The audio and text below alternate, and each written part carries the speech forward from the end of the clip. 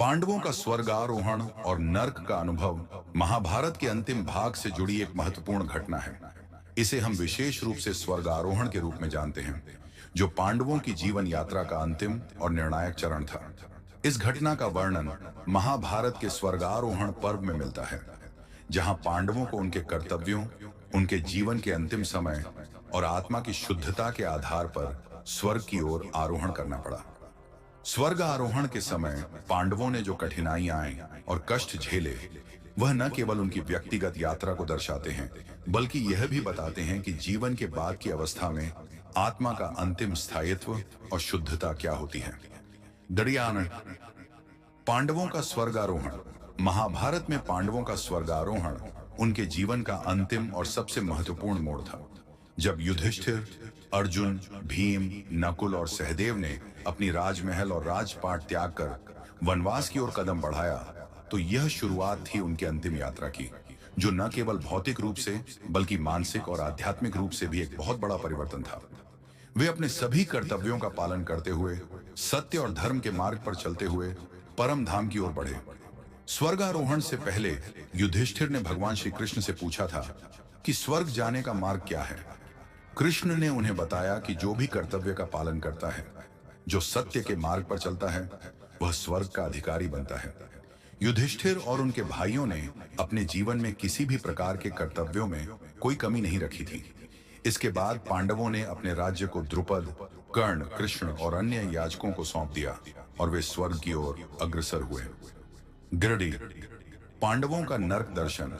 स्वर्गारोहण के दौरान पांडवों को नर्क का दर्शन भी हुआ, जो उनकी यात्रा का एक अहम हिस्सा था।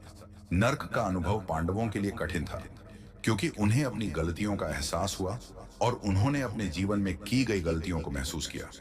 नर्क का यह अनुभव पांडवों के लिए आत्मनिरीक्षण का अवसर बना, जिससे उन्होंने यह जाना कि भले ही वे राजा थे, लेकिन कुछ कृत्य और कृतियां ऐसी थीं जिन्हें सुधारने की आवश्यकता थी।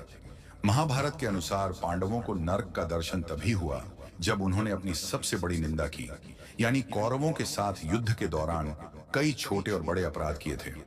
यद्यपि पांडव सत्य और धर्म के मार्ग पर चलते थे, युद्ध के दौरान उनसे कुछ ऐसे कार्य हुए थे जो उनके नैतिक और धार्मिक विश्वासों से मेल नहीं खाते थे।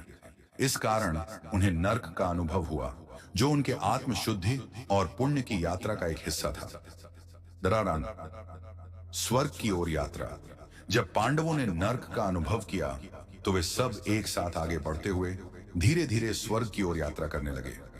रास्ते में उनके सामने कई चुनौतियां आईं, जिनका सामना उन्होंने धैर्य और साहस से किया।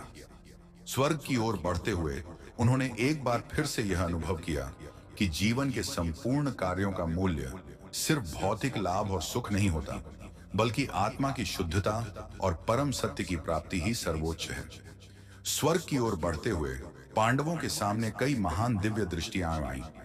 उन्होंने देखा कि उनके पिछले जीवन के कृत्य, उनके द्वारा किए गए अच्छे और बुरे कार्य और उनके अपने कर्मों का योग उनके अंतिम निर्णय के लिए आवश्यक था।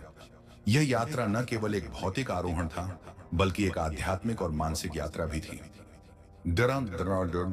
निष्कर्ष पांडवों का स्वर्गारोहण और नर्क का अनुभव महाभारत के सबसे गूढ़ और शिक्षाप्रद हिस्सों में से एक है। यह घटना हमें यह सिखाती है कि जीवन में सत्य, धर्म और कर्तव्य के पालन से ही हम आत्मा की शुद्धता और परम धाम की ओर अग्रसर हो सकते हैं। पांडवों का यह अनुभव जीवन की कड़वी सच्चाइयों और उनके कर्मों के परिणाम को दिखाता है, जिसमें अच्छाई और बुराई दोनों का समावेश होता है। अंत में यह संदेश मिलता है कि जीवन का अंतिम उद्देश्य सत्य की प्राप्ति और आत्मा की शुद्धता है, जो हमारे कर्मों और हमारे द्वारा किए गए कार्यों पर निर्भर करता है। महाभारत के इस हिस्से में पांडवों के स्वर्गारोहण और नर्क के अनुभव को समझकर हम अपने जीवन के लक्ष्यों और उद्देश्य को सही दिशा में निर्धारित कर सकते हैं। यह हमें यह भी सिखाता है कि हम